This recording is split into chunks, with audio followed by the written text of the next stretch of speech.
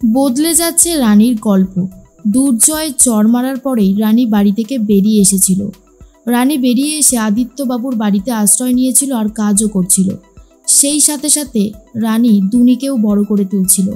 রানীর স্বপ্ন হলো ডাক্তার হওয়ার, আর সেই স্বপ্ন পূরণ করার জন্য রানী অক্লান্ত পরিশ্রম করছে। সাথে রয়েছে আদিত্যবাবু আর আদিত্যবাবুর পুরো পরিবার। তারা অনেকটাই দুনির দায়িত্ব নিয়েছে বলেই রানী সব কিছুই আরামসে করতে পারছে। অন্যদিকে দুর্জয় রানীকে খুঁজতে খুঁজতে ক্লান্ত হয়ে যায়, তাই রানীকে খোঁজাই বন্ধ করে দেয়। এরপর দুর্জয় নিজের ভবিষ্যতে আরও উপরে ওঠার জন্য ঠিক করে বিদেশে চলে যাবে। কিন্তু অনিশা তো এটাই চেয়েছিল, তাই অনিশাও দুর্জয়ের সাথেই বিদেশে যাবে বলে ঠিক করেছে।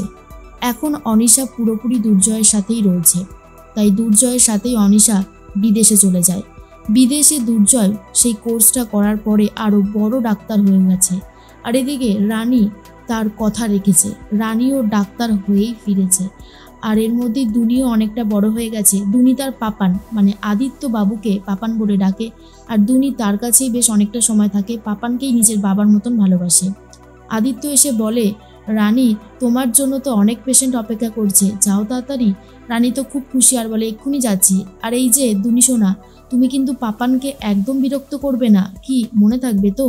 তখন দুনি বলে, হ্যাঁ মা, মনে থাকবে।